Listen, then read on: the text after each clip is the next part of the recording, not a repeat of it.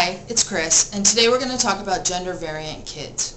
First, I want to touch on the expert in this subject is Stephanie Brill, and we're very lucky that she has come to live in the East Bay. I believe she works for Oakland Children's Hospital, and she wrote the book Transgender Children. And I was lucky enough to see her at a conference, so I feel like I got the best information from an expert in the field, and I'm going to share some of that with you today. The way gender works in children is from 18 months to 3 years, their gender starts to emerge out, and you will see this in toy play, in playing with other children. You will start to see what they favor, what they don't favor. From 3 to 6, they're very aware of their gender and start looking for other people to model. Mom, dad, grandma, grandpa, the babysitter, their brothers, their sisters, their friends. They're looking how to be the gender that they are, especially if they don't feel, if they're a girl and they feel like a boy inside, they're really gonna be looking, and they will start even policing themselves and not wanting others to know that they maybe are different. From 7 through puberty, they're still defining, and they are often shamed for wanting to be male or female, the opposite of what they are.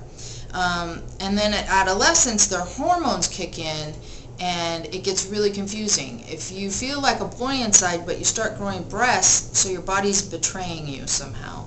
Or if you feel like a girl inside and you're not growing breasts, you know, feeling cut out of either social group, really, male or female.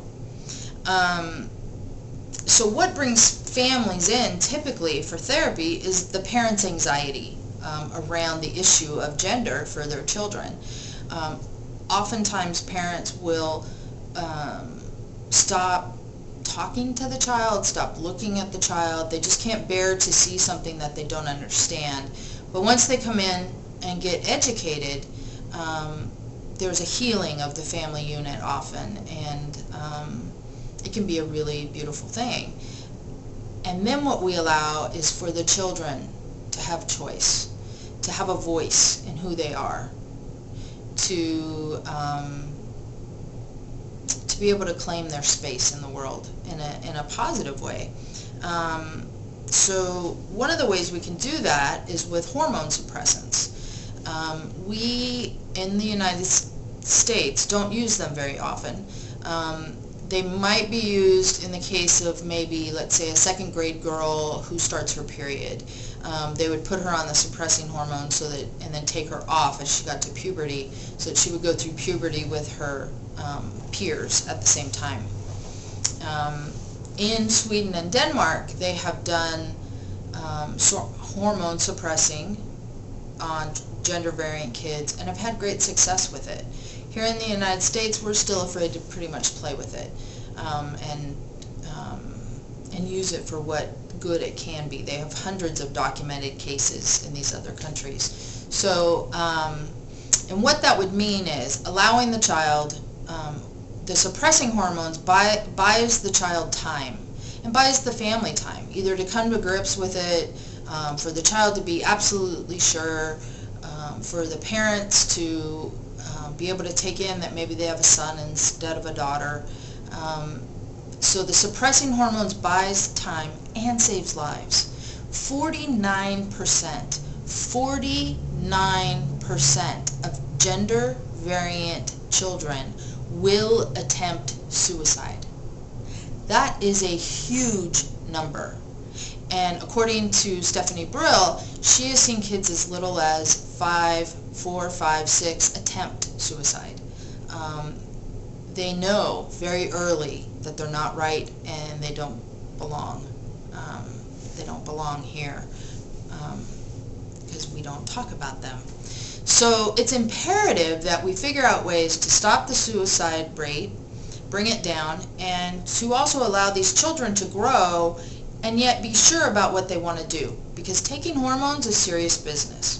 So for those of you who don't know, when you hit male puberty and your testosterone and the other hormones kick in, you get a very definite facial structure change. You get a widening of the chest. You get a narrowing of the hips for little boys. And all of that is irreversible, which is why I think men have such a hard time passing as female in this culture, is because their face, they've already gone through puberty, their face has a man look to it. And oftentimes that's hard, that is very difficult to work around. Requires some surgery, those different kinds of things. So now for females, when you go into puberty, you know, you start getting breasts, your hips widen, but we don't get that structural facial change, and we don't, so we don't have to worry, like, but if then you are to take testosterone, you do get that, this facial change and all that. So it's irreversible. That's the big thing with the testosterone and the other male hormones, is that it's irreversible.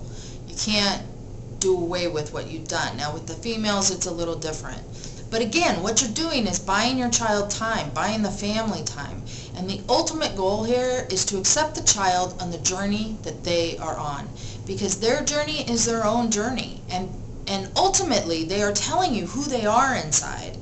And if we don't sit and listen to that and take that in, and instead just say, no, you're a boy, you belong over here, that doesn't fit. And you're going to have a very unhappy child, and I hope not one of the 49% that attempt suicide. You know, these kids need to be allowed to have expression and to express in the way that they feel right and comfortable doing it. One last thing I want to say is the public versus the private. With being gay, lesbian, bisexual, we often say, come out, come out, come out. Just come out. You need to come out if you're gay. You need to come out if you're lesbian. And I think that was true, and still is true. I think as we've come out, it's opened the door for much more to happen.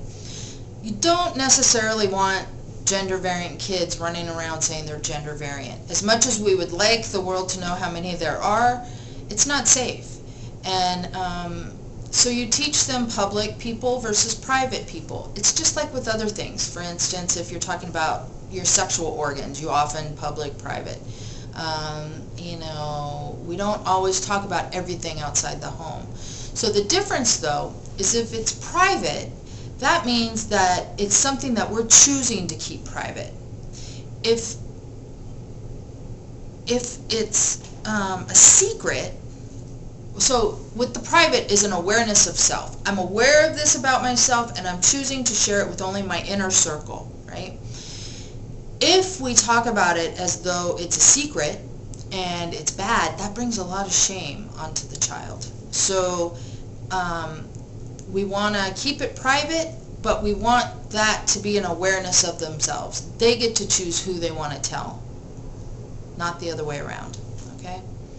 So again, the most important thing for children is to support their journey, find a gender variant counselor, and really be willing to look outside the box for the answers for your child, because you're going to have to do probably a lot of the research and a lot of the looking, and we are happy to answer any questions you have here at www.genderrevolution.com.